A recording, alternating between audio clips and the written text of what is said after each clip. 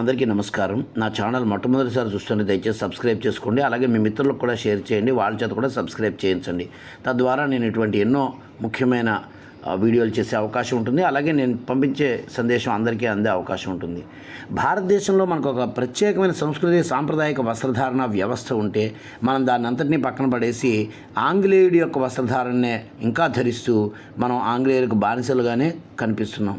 ఇప్పటికైనా మారదాం.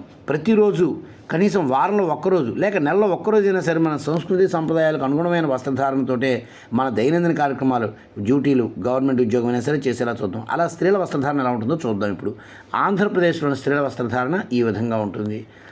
అలాగే అరుణాచల్ ప్రదేశ్ వస్త్రధారణ ఇదా, అస్సాం,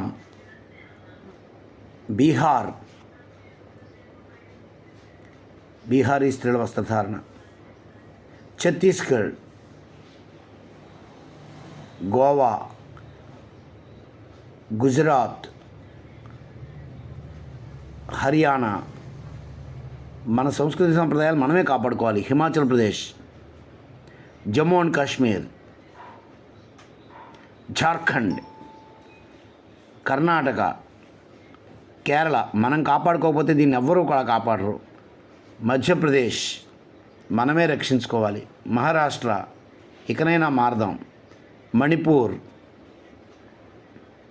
మేఘాలయ, మిజోరాం మన ఇళ్లలో చిన్నప్పటి నుంచి పిల్లలకు అలవాటు చేద్దాం. నాగాల్యాండ్, ఒడిషా,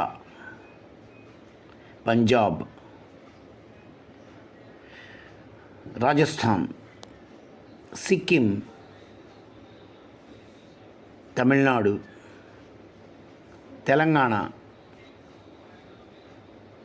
త్రిపుర మనమే కాలదలుచుకోవద్దు. ఉత్తరప్రదేశ్, ఉత్తరాఖండ్, బెంగాల్. జై హింద్.